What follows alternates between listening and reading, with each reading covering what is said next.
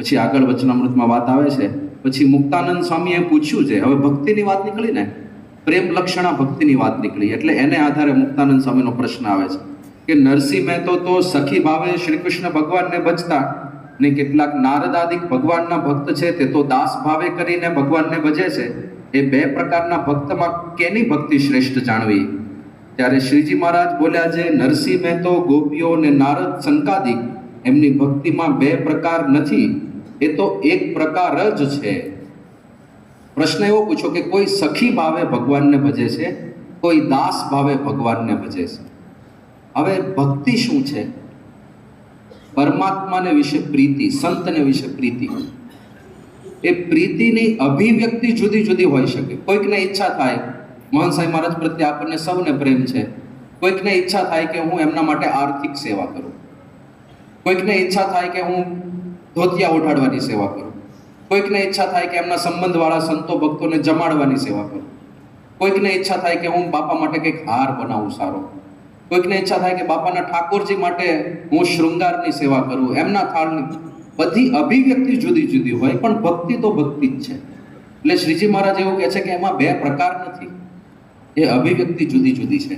કોઈકને સખી ભાવ જાગૃત થાય, કોઈકને ભગવાનના મિત્ર તરીકે રહેવાની ઈચ્છા થાય, કોઈકને દાસ તરીકે રહેવાની ઈચ્છા થાય. એ બધી જુદી જુદી અભિવ્યક્તિ છે. છેવટે તો એ પ્રેમ જ છે. તો એ વાત થઈ. પણ હવે શ્રીજી મહારાજે જેવો સખી ભાવ શબ્દ સાંભળ્યો ને, એટલે મહારાજ સાવધાન થઈ ગયા. કેમ? અમુક સંપ્રદાયમાં સખી ભાવની પરાકાષ્ઠા વધતી વધતી વધતી વધતી ત્યાં સુધી પહોંચ્યું કે પછી જે સંપ્રદાયના મુખ્ય આચાર્ય હોય એને જ ભગવાન તરીકે ગણીને સંપૂર્ણ બધું સમર્પણ કરવાનું, તન મન ધન, મન કર્મ વચને સેવા કરવાની, દેહ કરીને સેવા કરવાની. અને એમાં દેહ કરીને સેવામાં કુટુંબ પરિવારના સભ્યોના દેહ સમર્પિત. અને અમુક સંપ્રદાયોમાં એવી કુપરંપરા ચાલવા માંડી આ સખી સખામાંથી. એ વખતે આવું બધું બહુ ચાલતું હતું. એટલે મહારાજ જો એમણે આખા ભારતની યાત્રા દરમિયાન જ્યાં જ્યાં જે બદીઓ જોઈતી એ બદીઓ પોતાના સંપ્રદાયમાં ના પેસે એના માટે ખૂબ સાવધાની રાખી. અને એટલા માટે જ લોજમાં આવ્યા પછી એમણે પહેલું ક્રાંતિકારી પગલું એ ભર્યું કે પેલો ગોખલો પૂરો. મારા સંતો એ અષ્ટાંગ બ્રહ્મચારી જોઈ. હજી તો એમના સંતો છે કે નહીં, ભવિષ્યમાં એમના સંતો થવાના છે ને. હજી તો એક મહેમાન જેવા છે નીલકંઠ વર્ણી, અને છતાં એમ કહે છે કે આ ગોખલો પૂરી દો, છતાં એમ કહે છે કે સ્ત્રી પુરુષની સભા નોખી કરી દો, ભેગા બેસે ના ચાલે, એમાં મર્યાદા સચવાય નહીં. તો મહારાજે અત્યંત આગ્રહ રાખ્યો છે. અને અહીંયા પણ મહારાજ એ જ વિષય ઉપર ચડે છે. હવે મહારાજ આગળ વાત કરે છે. અને દેહ તો પુરુષનો ને સ્ત્રીનો બેઉ માયિક ને નાશવંત છે. અને ભજનનો કરનારો જે જીવાત્મા તે પુરુષ પણ નથી ને સ્ત્રી પણ નથી, એ તો સત્તા માત્ર ચૈતન્ય છે. તે દેહ મૂકીને ભગવાનના ધામમાં જાય છે ત્યારે જેવી ભગવાનની મરજી હોય તેવો તેનો આકાર બંધાય છે, અથવા એ ભક્તને જેવો સેવાનો અવકાશ આવે તેવો આકાર ધરીને ભગવાનની સેવા કરે છે.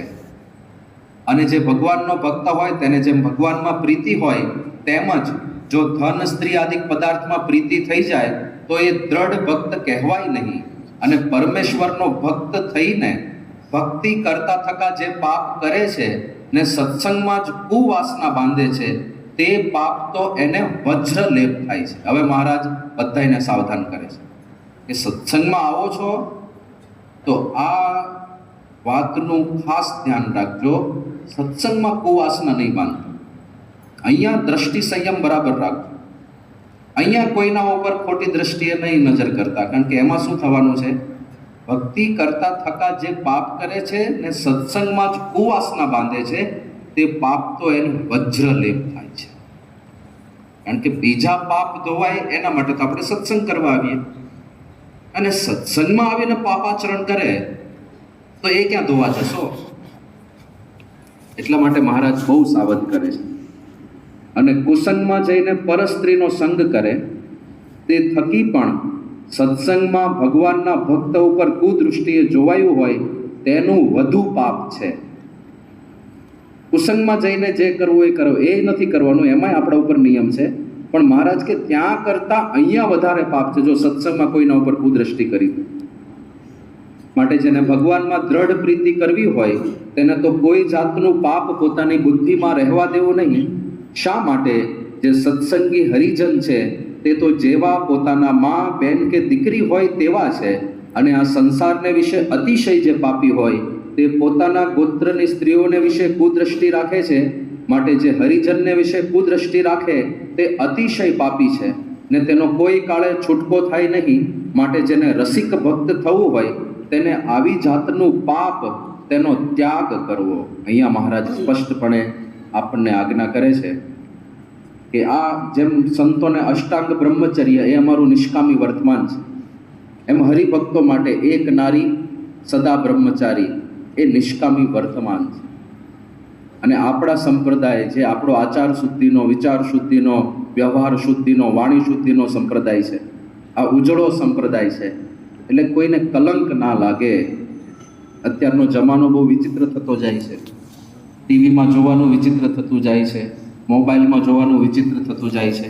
પહેલાં પણ માણસની અંદર આવી બધી ભાવનાઓ તો હતી જ, પણ એને અવકાશ નહોતો મળતો.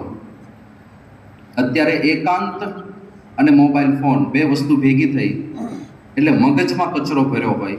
બહાર ખાલી એને ચાન્સ મળે એટલી જ વાર હોય નિયમ લોપ કરી નાખવામાં. ખાલી એ અવસર જ શોધતો હોય. બાકી અંતરમાં ઈચ્છાઓ હોય જ. કેમ? કારણ કે જોવાનું એવું થઈ ગયું, વિચારવાનું એવું થઈ ગયું. 24 કલાક ઘણીવાર તો યુવાનો એવા અમુક મળતા હોય છે, બિચારા લાચાર વિવશ હોય, બધાય આમ બંધાય ક્યાં હોય જાણે સાંકળથી બાંધેલા હોય અને હલી પણ ના શકતા હોય. એવી પરિસ્થિતિ થઈ ગઈ હોય કે નથી છૂટતું મારાથી, નથી છૂટતું, નથી છૂટતું. સ્વામી તમે કંઈક કરો. ભાઈ અમે શું કરીએ? જે કરવાનું છે તારે કરવું પડશે. તારે આ બધું જોવાનું બંધ કરવું પડશે. કારણ કે એ તો વિષચક્ર છે, એ તો દલદલ છે. જેમ જેમ બહાર નીકળવા પ્રયત્ન કરશો એમ વધારે ખેંચે. એવી એટલે તો વધારે સારું તો એ છે કે એમાં પડીએ જ નહીં, એ બાજુ જવું જ નહીં. અને એ બધાની શરૂઆત દ્રષ્ટિ સંયમથી થશે. એ બધાની શરૂઆત પહેલાં મોબાઈલમાં આપણે શું જોઈએ છીએ, આપણે શું પસંદગી કરીએ. પસંદગી તો આપણા હાથમાં જ છે. તમે ધારો તો ગુરુ હરિદર્શન પણ જોઈ શકો. તમે ધારો તો BAPS.org ખોલીને શ્રીજી મહારાજ શું કરે છે, મહંત સાહેબ મહારાજ ઓસ્ટ્રેલિયામાં શું વિચરણ ચાલે છે, નીલકંઠ વર્ણી મહારાજની ત્યાં પ્રતિષ્ઠા થઈ, 49 ફૂટના નીલકંઠ વર્ણી મહારાજ ઓસ્ટ્રેલિયાની ધરા ઉપર વિરાજમાન થઈ ગયા. એ બધા સમાચાર પણ તમે જોઈ શકો.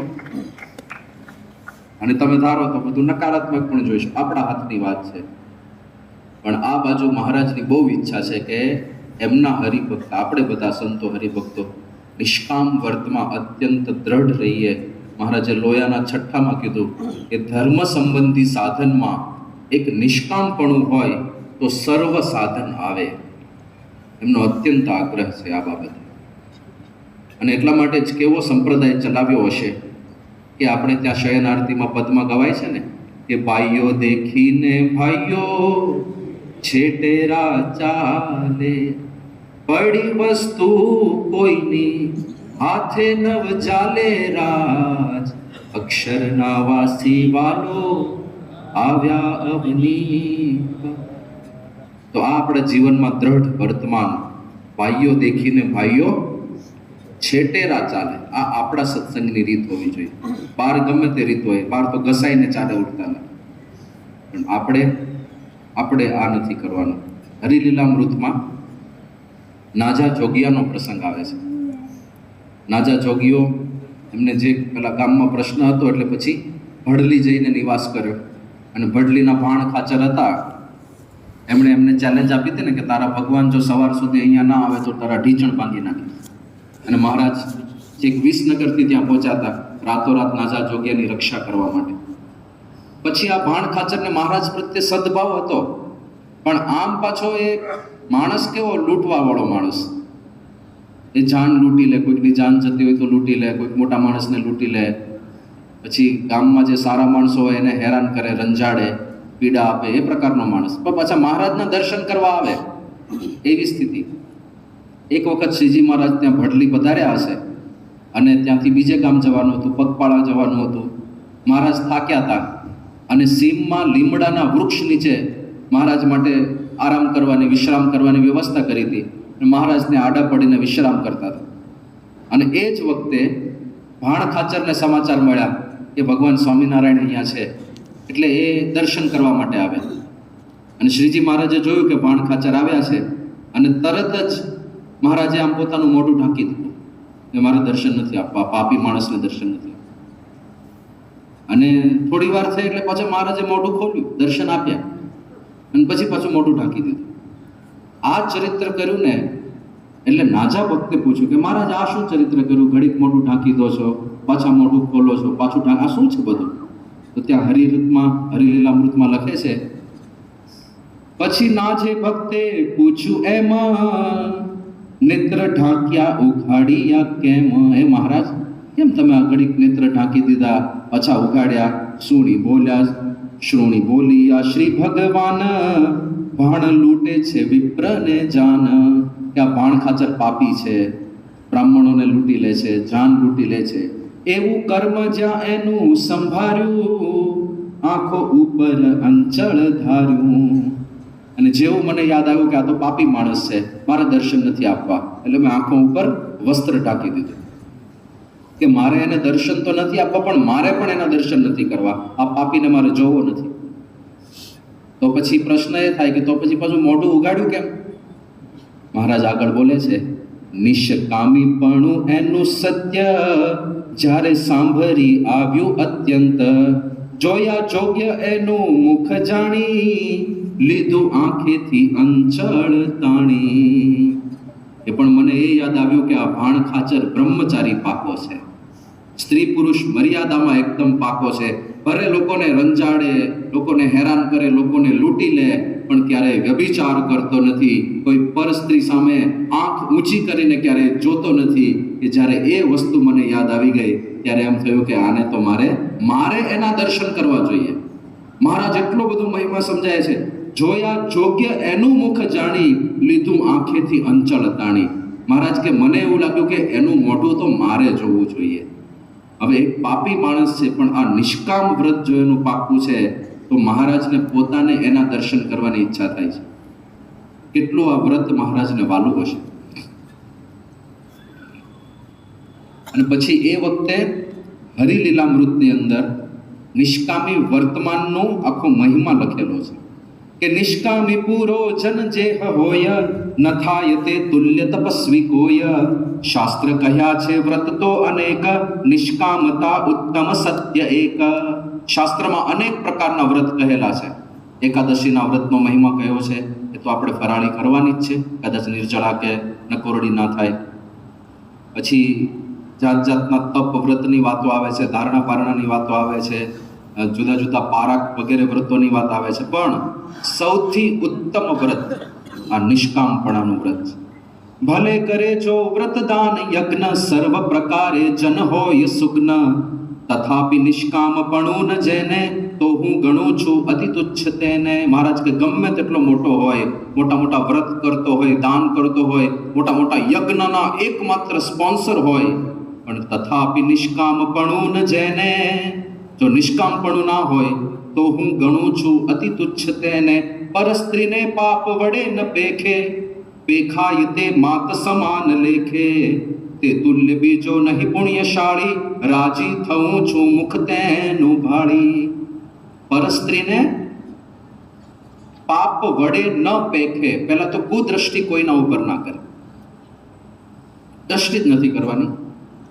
પણ જો થઈ જાય, પેખાય તે માત સમાન લેખે, અને જો દ્રષ્ટિ થઈ જાય તો સીધો માતાનો ભાવ લાવવાનો છે. તે તુલ્ય બીજો નહીં પુણ્યશાળી, રાજી થવું છું મુખ તેનું ભાળી. જો આવું કોઈ આચરણ કરી શકે તો એના જેવો બીજો કોઈ પુણ્યશાળી પવિત્ર આત્મા નથી. આપણું મન હૃદય પવિત્ર રાખવા માટે હવે અહીંયા સુધી પહોંચવા માટે બીજું ઘણું બધું કરવું પડે. કારણ કે ફરીથી મોબાઈલ તો આવવાનો જ છે. મોબાઈલમાં આપણે જેવું તેવું જોયું હોય ને, ત્યાં કે માતા અને બેન કે દીકરીની ભાવ નથી જોતા હોય છે લોકો. ત્યાં એવા ભાવ જાગૃત થયા હોય, પછી લાઈવમાં કોઈ સ્ત્રી પાત્ર મળે તો એને તમે માતા બેન દીકરીના ભાવથી જોઈ શકવાના છો નહીં. તો સંયમ તો ત્યાંથી લાવવો પડશે. આના માટે તો આવ્યા છે શ્રીજી મહારાજા ધરા ઉપર નિષ્કામ વ્રત પળાવવું. મહારાજ કે અમે સુગાળવા છીએ અને મારી સુખ જ્યાં સુધી છે ત્યાં સુધી આ વર્તમાન રહેશે. અને એ સુખ અત્યારે યથા તથા પળાતી હોય તો મહંત સ્વામી મહારાજના સાનિધ્યમાં પળાય છે. મહારાજનું પ્રાકટ્ય અહીંયા છે, એની આનાથી મોટી બીજી કઈ નિશાની લેવા જઈશું? પછી આગળ કહે છે, મહારાજના જ શબ્દો છે આ: પૂજા કરી શ્રેષ્ઠ પદાર્થ અર્પે, એ આપીને ભોજન પાન તરપે, સંતોષ હું તેથી કદી ન પામું, જોવાન ઈચ્છું જનજાર સામું. મહારાજ કે કોઈક અમને શ્રેષ્ઠ પદાર્થ આપે. મહંત સ્વામી મહારાજ, ચલો મારે ગાડીની સેવા કરવી છે, બાપાની સારામાં સારી ગાડીની સેવા હું કરું. બાપાને ચાર્ટર ફ્લાઇટ માટે ઓસ્ટ્રેલિયાથી સુરત લાવવાના છે, હું ચાર્ટર ફ્લાઇટની સેવા કરવાની છે સેવા, બધી વાંધો નહીં, તમે નહીં કરો તો કોણ કરવા આવશે?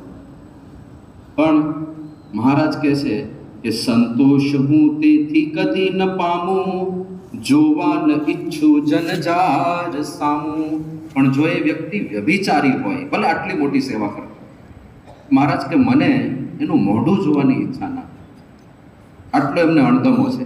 નિષ્કામી જેવો ન પવિત્ર અન્ય, નિષ્કામી જાણું જન ધન્ય ધન્ય, ભક્તિ કરે ને શીલ ભ્રષ્ટ હોય, પામે નહીં અક્ષરધામ સોય.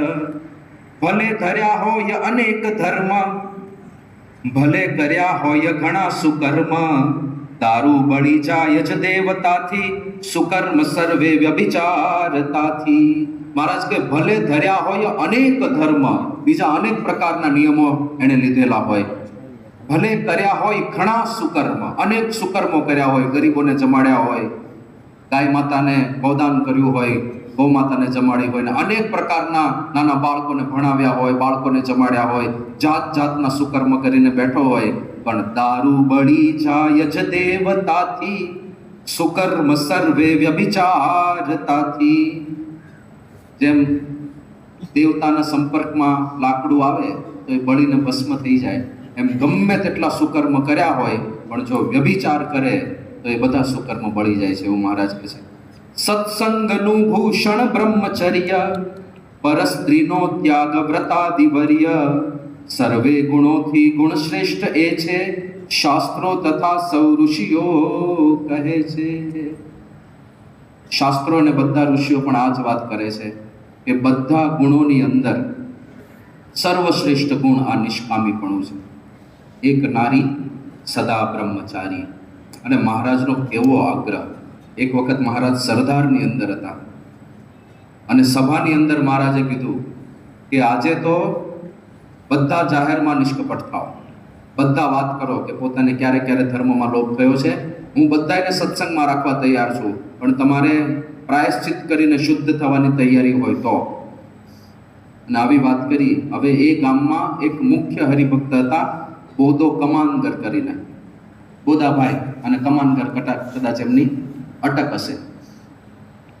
એમને હવે એ મુમુક્ષુ એકદમ, પણ એમનાથી આવી કંઈક ભૂલો થઈ ગઈ હશે, મનમાં મૂંઝાવા લાગ્યા કે મહારાજની ઈચ્છા છે, મહારાજ માફ કરવા તૈયાર છે, પણ હારી આવી વાત જાહેરમાં બધા હરિભક્તોની વચ્ચે હું કરીશ તો હું કેવો લાગીશ? પણ પાછી મહારાજની આજ્ઞા તો પાળવી જ છે, એમને સત્સંગમાં તો રહેવું જ છે, કલ્યાણ તો જોઈએ જ છે. એટલે એમણે મુક્તાનંદ સ્વામીને ખૂણામાં બોલાયા અને બોધા કમાનગરે વાત કરી કે તમે મહારાજને વિનંતી કરો ને, હું નિષ્કપટ થવા તૈયાર છું, પણ હું ખાનગીમાં નિષ્કપટ થઈશ, જાહેરમાં નથી. મુક્તાનંદ સ્વામીએ મહારાજને વાત કરી, મહારાજ આ બોધા કમાનગર આવું કહે છે કે નિષ્કપટ થશે, પણ આપે જે આમ સભામાં બોલવાનું કીધું એવું નહીં કરી શકે. મહારાજ કે મોક્ષ જોઈતો હોય તો કરવું પડશે. અને સામે પણ ભગવાનને ધન્ય છે, આરું આ સત્પુરુષ આવી કસોટી નથી કરતા, બાકી આપણે અડધા ગાયબ થઈ જાય હોય. પણ બોધા કમાનગર એવા હશે મુમુક્ષુ, મહારાજની રુચિ હતી. મહારાજ કે બોધા કમાનગર તો મોટેરા હરિભક્તોમાં ગણાય છે, અને એમના જીવનમાં જો આવી ખામી હોય અમે ના ચારવી લઈએ. એમને જો મોક્ષ જોઈતો હોય તો જાહેરમાં નિષ્કપટ થાય, અને જાહેરમાં નિષ્કપટ થયા અને મહારાજને હાથ જોડીને એમને જે કાંઈ ભૂલ કરી હતી બધી કહી દીધી. આમ તો આટલું જ પૂરતું હતું. આ જાહેરમાં નિષ્કપટ થયા એ જ પ્રાયશ્ચિત મોટું થઈ ગયું કહેવાય. શ્રીજી મહારાજ એના કરતાં આકરી કસોટી કરે છે કે મહારાજ શું પ્રાયશ્ચિત કરું? મહારાજ કે તમે નિર્વસ્ત્ર થઈને તમારા ઘરેથી નીકળો ગામની ગલીમાં, અને ગામની સીમમાં જે ઉકરડો છે એ ઉકરડા ઉપર જઈને બેસો. આ તમારું પ્રાયશ્ચિત છે. તાકાત કરવા એટલે બાપા શું પ્રાયશ્ચિત. ગોદાન કમાન કરે કર્યું આ પ્રાયશ્ચિત. એ નિર્વસ્ત્ર થઈને ગામની વચ્ચેથી નીકળ્યા અને ઉકરડા ઉપર જઈને બેઠા. કેવી મુમુક્ષુતા હશે. પણ આમાં બે વસ્તુ જોવા મળે છે. ગોદાન કમાન કરનો તો આપણને મહિમા સમજાય કે એને મોક્ષનો કેટલો ખપ છે અને એને દુનિયાની સાડાબારી સાઈડમાં મૂકી દીધી. આ ભગવાનને મારે રાજી કરવા છે. દુનિયા ભલે રાજી ના થાય, દુનિયા ભલે મારા માટે જે ચર્ચા કરવી એ કરે, પણ ભગવાનને રાજી કરી દેવા છે. આપણે ઘણીવાર તિલક ચાંદો એટલે જ નથી આવતો ને. સત્સંગ વર્ષોથી થતો હોય પણ ચાંદો હજી આવે નહીં. એલા કરો ને બાપા. બધા સંબંધીઓ ટીલીઓ કહે છે અને ટીલુઓ કહે છે અને જાત જાતની વાત. તમે કોણ મળ્યું છે જુઓ તો ખરા. આ માણસ કપડાં કાઢીને ગામની વચ્ચે નીકળવા તૈયાર થાય છે પોતાના ઈષ્ટદેવ માટે. આપણે એટલી બધી લાજ તો ક્યાં મૂકવાની છે? ખાલી તિલક ચાંદો કરવાનો છે એના નામનો. અને અત્યારે તો સ્વામિનારાયણ નામનો સક્કો બેસાડ્યો સુંદર. અત્યારે તો વાત કરવા જેવી છે ભાઈ. તમે સ્વામિનારાયણ, હા, અબુધાબીમાં જે મંદિર બન્યું ને એ ગમે. કેટલી સારી ચાન્સ છે આપણી સાથે વાતો કરવામાં. રોબિન્સવિલમાં ભારતની બહાર સૌથી મોટું મંદિર જે છે એ અમારી સંસ્થા છે. કરો તિલક ચાંદો મહંત સ્વામી મહારાજના નામનો. અત્યારે તો અવસર છે. ગોદા કમાનકર આટલી તૈયારી છે અને એની સામે મહારાજનો આગ્રહ પણ આપણને જોવા મળે છે. મહારાજનો અતિશય આગ્રહ આ નિષ્કામ વ્રત એમાં છે એ એમણે આ પ્રસંગ દ્વારા દેખાડ્યું. મધ્યના 33મા વચનામૃતમાં શ્રીજી મહારાજ એવું કહે છે કે જેને આ નિષ્કામ વ્રત દ્રઢ હોય એના ઉપર અમને વગર કર્યું સહેજે હેત થાય. હેત ક્યારેય એના ઉપરથી અમને ઓછું નથી થતું. અને મહારાજ કે એ 1000 ગાઉ છેટે હોય પણ જો આ નિષ્કામ વ્રત પાળતો હોય તો એ અમારી પાસે બેઠો છે. અને શ્રીજી મહારાજ કે અમારી પાસે બેઠો હોય પણ જો નિષ્કામ વ્રતમાં ખામી હોય તો એ અમારાથી 1,00,000 ગાઉ છેટો બેઠો. ઊંધું તમે જોજો. હા, એ નિષ્કામ વ્રત પાળતો હોય તો 1000 ગાઉ દૂર હોય તો એ પાસે છે, પણ એ પાસે જ છે. પણ નિષ્કામ વ્રત નથી પાળતો તો એ 1,00,000 ગાઉ દૂર ફેંકી દીધો. 1000 અને 1,00,000નો ફેર કરી દીધો. તેમને આ વર્તમાનનો લોભ એ બિલકુલ ગમતો નથી. મધ્યનું 33મું એમાં તો મહારાજ એવું કહે છે કે કોઈ હરિભક્તને સભામાં જોયામાં ફેર પડે. સભાની અંદર કોઈ મહિલા હરિભક્ત આવે અને કોઈ કુદ્રષ્ટિથી જોઈ લે, અથવા તો વાયસે વર્ષા, પુરુષ પ્રધાન સમાજ છે એટલે આપણે આ રીતે વાત થાય, પણ કોઈ મહિલા હરિભક્ત હોય અને પુરુષને કોઈ કુભાવથી જુએ તો મહારાજ શું કહે છે કે તો અમારું મુખ શામળું થઈ જાય છે. મહારાજ ઉદાસ થઈ જાય અને કેટલું દુઃખ થાય છે, અતિશય કુરાજીપો થઈ જાય છે. માટે કોઈને નિષ્કામ વ્રતમાં ફેર પડે તો અમને સંભળાવશોમાં. કારણ કે મહારાજ કે કેટલું દુઃખ થાય છે એમને. વાંજિયાને ઘેર દીકરો આવ્યો હોય ને તે મરી જાય ને જેવો શોક થાય તેવો અમારે શોક થાય છે. અને મનમાં એમ થઈ જાય છે કે બધા સત્સંગને મૂકીને જતા રહીએ. મહારાજને ઉદાસ થઈને જતા રહેવાની ઈચ્છા થઈ જાય. અને કોઈકને મોટી ઉંમરે સંતાન પ્રાપ્તિ માટે લોકો કેટલું બધું કરતા હોય છે. અને મોટી ઉંમરે દીકરાનો જન્મ થયો હોય, દીકરાનો જન્મ થયો, પછી પુત્ર રત્નની પ્રાપ્તિ થઈ હોય, કેટલો આનંદનો માહોલ હોય. અને એ પુત્ર બાળ અવસ્થામાં મૃત્યુ પામે તો કેટલું આમ ભયંકર દુઃખ થાય. મહારાજ કે સભામાં મારો કોઈ હરિભક્ત કોઈ મહિલા ભક્તને કુદ્રષ્ટિથી જુએ તો અમને આટલું બધું દુઃખ થાય છે. અને એટલા માટે જ એમણે વારે વારે આ વર્તમાન બાબતે હરિભક્તોને કેવી પ્રેરણા આપી હશે. એવા હરિભક્તો તૈયાર થયા જે અત્યારે પણ આદર્શ રૂપ લાગે આપણને. શિવલાલ શેઠ કેવા તૈયાર થયા. 6 મહિના સુધી એમના સાળી એમના ઘરમાં રહેતા હતા. એમને આંખ ઊંચી કરીને જોયું નથી. આંખ ઊંચી નહીં, એમને ખબર જ નથી કે સાળી એમના ઘરે આવ્યા છે. એટલો સંયમ હશે. તો ઘી પીરસતા ઘી થોડું વધારે પડી ગયું અને વધારે ઘી પડી ગયું એટલે શિવલાલે રાખો રાખો, અને એમાં ઊંચું જોયું ત્યારે ખબર પડી કે સાળી આવ્યા છે. અરે રે, તમે ક્યારે આવ્યા? કે 6 મહિનાથી આવી છું અને રોજ હું જ તમને પીરસવા આવું છું. શિવલાલ શેઠે ઊંચી આંખ કરીને જોયું નથી. કેવો સંયમ હશે. અને અત્યારના જુવાનિયાને પૂછો, કોકની સાળી આવી હોય ને એ આને ખબર હોય. ખાલી આવી હોય એટલી ખબર ના હોય, આખું જીવન ચરિત્ર એનું ખબર હોય. કેટલા વાગે ઉઠે છે ને ક્યારે ટ્યુશનમાં જાય છે, ક્યારે કપડાં સૂકવવા આવે છે, આખું ટાઈમ ટેબલ લઈને બેઠો. પણ સત્સંગની મર્યાદા છે. હવે આપણે એ પટ્ટે નથી ચડવાનું. માચા ખાચરની વાત મહારાજે કરેલી કે એ માર્ગી પંથના હતા, અને માર્ગી પંથમાં તો પંચમકારની જ સાધના છે. પંચમકારમાં એક મૈથુનની સાધના આવે છે, સાધનાનો ભાગ હોય છે, અને છતાં એમને નિષ્કામી વ્રતમાં ક્યારેય ફેર નથી પડવા દીધો. સુરા ખાચર જસદણ ગયા હતા, અને એમના જે વૈરી હતા એમને ભ્રષ્ટ કરવાતા, સુરા ખાચરને બદનામ કરવાતા. એટલે એમણે અડધી રાત્રે પેલી કુલટા સ્ત્રીને મોકલી કે તમે સાંકળ ખખડાવો અને સુરા ખાચર પાસે જઈને તમે બધી કુચેષ્ટાઓ કરવા માટે. હવે સુરા ખાચરને ઉતારો આપ્યો તો ત્યાં સુરા ખાચર એકલા હતા, કોઈ જોનાર નહોતું. અને એકાંતમાં રૂપવાન સ્ત્રીનો યોગ થાય, કોઈ પણ માણસ ચલિત થઈ જાય.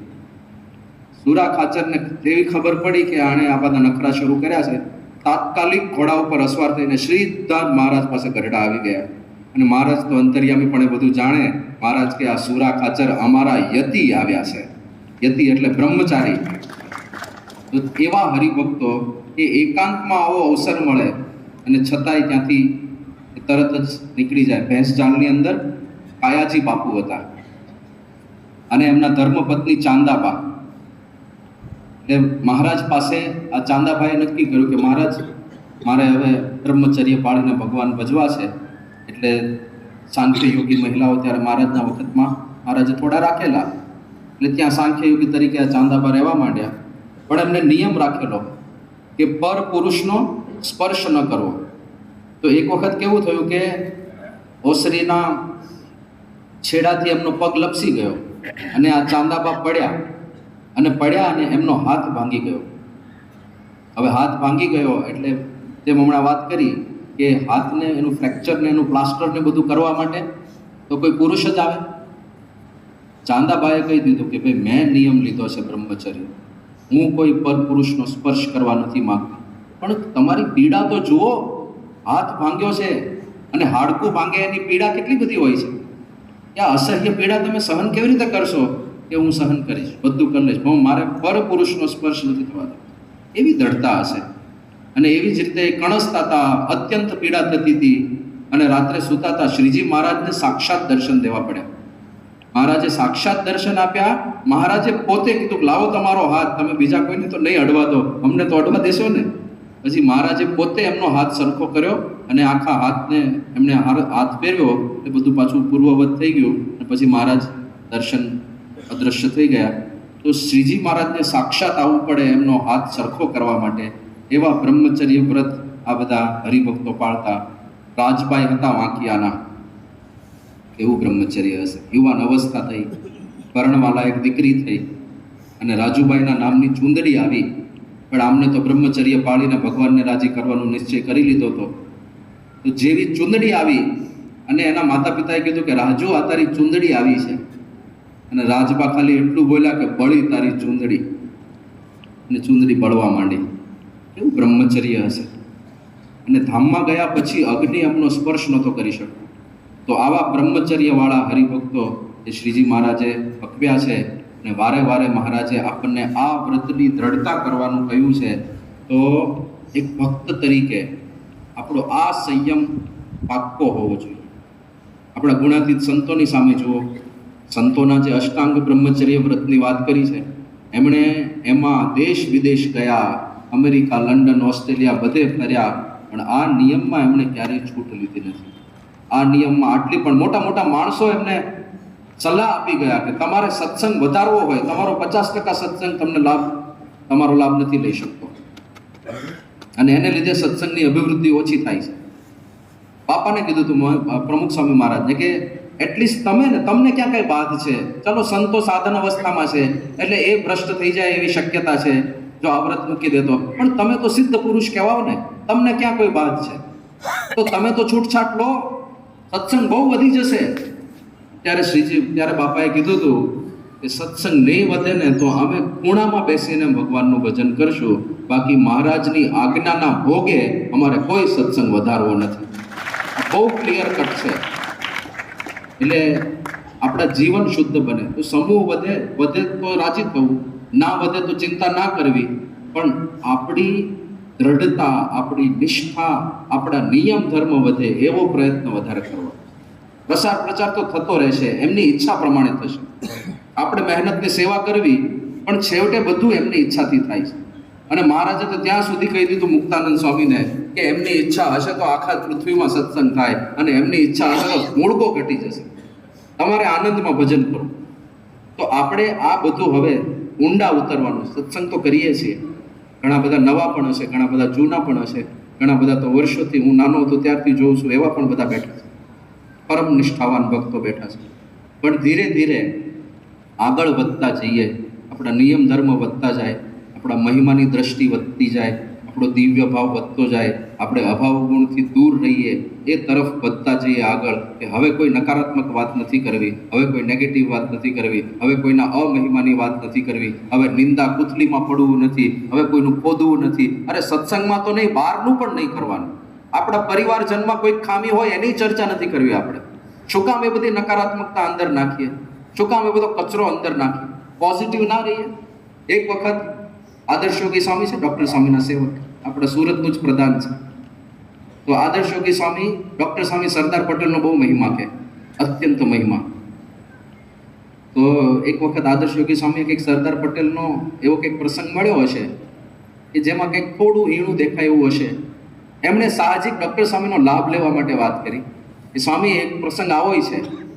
જેવું સાંભળ્યું ડૉક્ટર સ્વામી એકદમ સાવધ થઈ ગયા, અને ડૉક્ટર સ્વામી ગંભીર થઈને કીધું આદર્શ યોગી સ્વામીને, જુઓ સ્વામી, મારી પાસે તમારે ક્યારેય આવી વાત મજાકમાં પણ નહીં કરવાની. એટલા સાવધાન પુરુષ છે.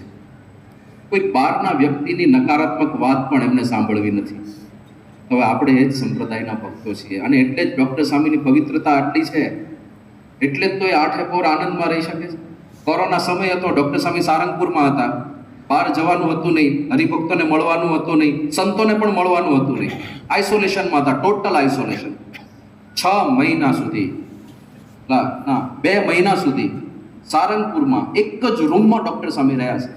નથી એમને કંટાળો આવ્યો, નથી ક્યાંય બહાર જવાની ઈચ્છા થઈ, બસ એ હરિજ ભજનમાં લીન.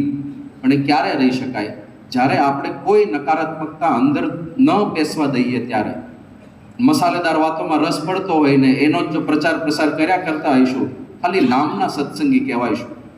બાકી જે આનંદ આવવો જોઈએ સત્સંગનો, જે મહિમામાં આપણે ગરકાવ રહેવા જોઈએ, જ્યાં આમ રૂવાડા ઊભા થઈ જાય વિચાર કરતા કે ક્યાં પહોંચી ગયા, કયા સત્સંગમાં બેઠા છીએ, કેવા પવિત્ર અને શુદ્ધ પરંપરાના આપણે આશ્રિત થઈને બેઠા છીએ, એ બધું સાઈડમાં રહી જાય અને ઉકરડા ઉથામે રાખીએ. એટલે એ બધું ના થાય. આ બ્રહ્મચર્ય વ્રત, નિષ્કામ વ્રતની જે મહારાજે આ વચનામૃતમાં વાત કરી છે, એ આપણે ખૂબ સારી રીતે જીવનમાં ચરિતાર્થ કરીને એમને રાજી કરી જીવન સાર્થક કરી શકીએ, એ જ મહારાજ સ્વામીના ચરણોમાં પ્રાર્થના. શ્રી